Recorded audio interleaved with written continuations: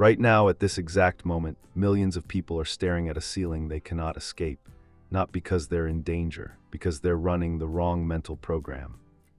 You know exactly what that looks like. Completely still, lights off, everything quiet, but your brain is fully operational. The numbers arrive without invitation. What's in the account? What's due next week? What that purchase last Thursday is going to look like at the end of the month. The mental math starts and it loops. It never closes. It never arrives at a number that feels safe. And the part that makes this exhausting, the part nobody says out loud, is that you are not doing this to yourself on purpose. You are not a worrier by nature. You are not financially irresponsible. You are someone running a very specific kind of software in the wrong configuration. That's not a metaphor. That's a description of exactly what's happening inside your brain.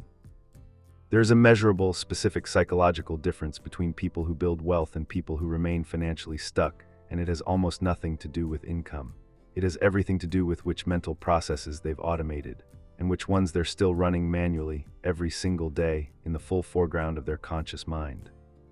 The people who sleep well aren't necessarily people who have solved their money problems. They're people who have solved something deeper. They've changed where the financial process lives inside their mind. By the end of this, you're going to understand that difference precisely, and you're going to know the 3 specific shifts that move money from the foreground of your mind into the background, where it belongs. Stay with this. A study out of Princeton, not a blog, not motivational content, but peer-reviewed behavioral science, documented something that should permanently change how you think about money anxiety. Chronic financial stress reduces cognitive capacity by the equivalent of 13 IQ points. 13. That is the same cognitive drop you'd experience going an entire night without sleep, the same drop that impairs judgment, narrows attention, and makes complex decision-making nearly impossible. What that means in practice is this. The person who most needs to make clear, strategic financial decisions is the person whose brain financial stress has already partially disabled. Money anxiety doesn't just feel bad, it actively degrades the very mental hardware required to solve the problem causing it. This is not a discipline issue, it's not a character flaw, it's a system running in the wrong mode, and the moment you understand that distinction, the entire concept of the wealthy mindset starts to look very different. Think about how a device handles its processes. When you're manually managing every application, every notification demanding a response, every decision requiring your immediate personal attention in real time, the battery drains in hours. The device runs hot. Simple operations start lagging because every available resource is being consumed by tasks running in the foreground. But some processes operate without you. The automatic backup at 2 a.m., the system update that completed before you woke up, the security scan that found nothing and reported nothing because it didn't need to involve you. You configured those systems once. After that, they managed themselves without ever asking for your attention again. Now apply that exact structure to how people hold money in their minds. There are people, and you've likely encountered them, who seem almost counterintuitively calm about finances. Not because they're unaware, not because they're reckless, but because they've moved financial processing out of their conscious foreground and into automated structures that run independently. Their savings transfer happens on the first of the month without a decision. Their long-term investment strategy doesn't require an emotional choice each morning. Their emergency fund isn't a goal they're moving toward, it's an existing fact, sitting in the background, stable, requiring nothing from them. Meanwhile, the person living inside the broke mindset operates entirely in manual mode. Every financial decision is a live event under duress. Should I spend this? Can I afford that? What if something breaks this month? There's no automation, no background process. Every transaction requires full conscious engagement, and that engagement is happening inside a brain that financial stress has already partially compromised. This is where money anxiety compounds itself. Not just emotionally, mechanically, the mind that needs the most clarity is working with the least of it. Here's the assumption almost everyone makes. They see someone who is financially calm and think, that person doesn't worry because they have enough. The money came first, the peace followed. The sequence is reversed.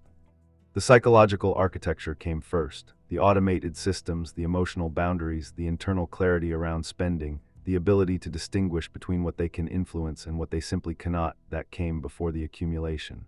And in most cases, that is precisely what caused the accumulation. The Stoics articulated this without ever using a spreadsheet. The dichotomy of control, the framework that Epictetus laid out 2,000 years ago, is, in modern psychological terms, a precise description of healthy financial cognition. You suffer in direct proportion to how much mental energy you spend on variables outside your control.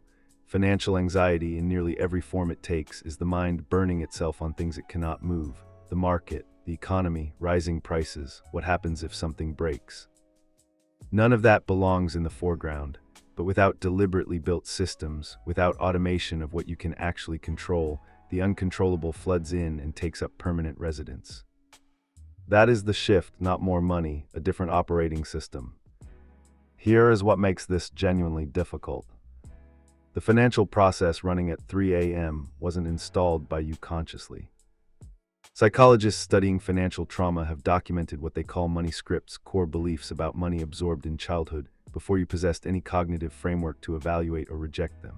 If the adults around you panicked about money, your nervous system didn't log that as the adults are stressed. It logged it as money equals threat, not as an idea, as a biological encoding embedded in your threat detection architecture. That code is still running, right now, underneath everything. And here's what makes it particularly insidious. A scarcity mindset operating as background software produces behavior that confirms itself. It generates avoidance, not opening bank statements, because the act triggers a threat response. It produces impulsive spending, the brain reaching for a dopamine hit to relieve financial tension, using money to escape from money anxiety.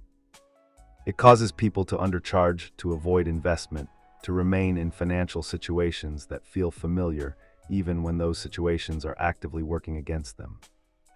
The broke mindset doesn't just coexist with financial difficulty. It builds the conditions that sustain it. And you can run that program for years. Intelligent, genuinely capable people run it their entire lives, not because they lack effort, not because they lack information, because no one ever showed them the program was running, let alone that it could be rewritten. There are 3 specific shifts that move money from your foreground to your background. The first is automation without negotiation. Every financial system you can remove from your conscious decision-making, you remove. Savings, transfers, recurring investments, bill payments, automated, non-negotiable, invisible. This isn't about optimization, it's about elimination. Every financial decision made under the pressure of money anxiety consumes more cognitive energy than the decision is worth. The goal is not to make better decisions under stress. The goal is to eliminate the conditions that require them in the first place. The second shift is building a real buffer, not planning to build one someday, but establishing one that currently exists as a fact. Research from the University of Bristol tracked people over a decade and found something that quietly dismantles the conventional narrative.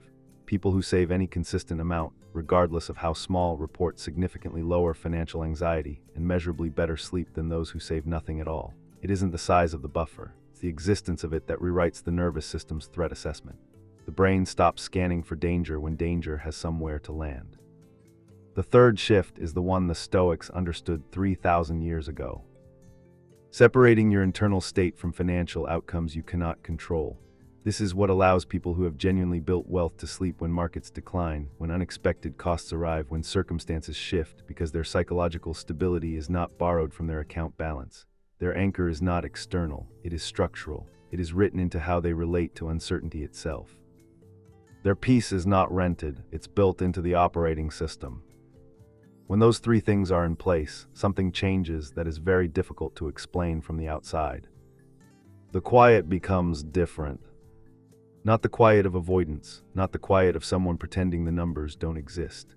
The quiet of a system running exactly as it was designed to run, automatically, invisibly, without ever surfacing into conscious attention at 3 a.m. The mind stops loading the financial tab when the lights go out. Not because the problems have disappeared, because you've stopped running them manually.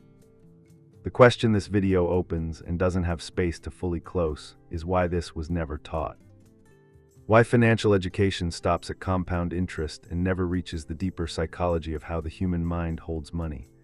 What we absorb in childhood in silence about what money means, what danger sounds like, what safety feels like, what wealth is allowed to be. The bank account is the output. The operating system is the source. And most people spend their entire lives working harder on the output, with more discipline and more frustration, never once touching the source.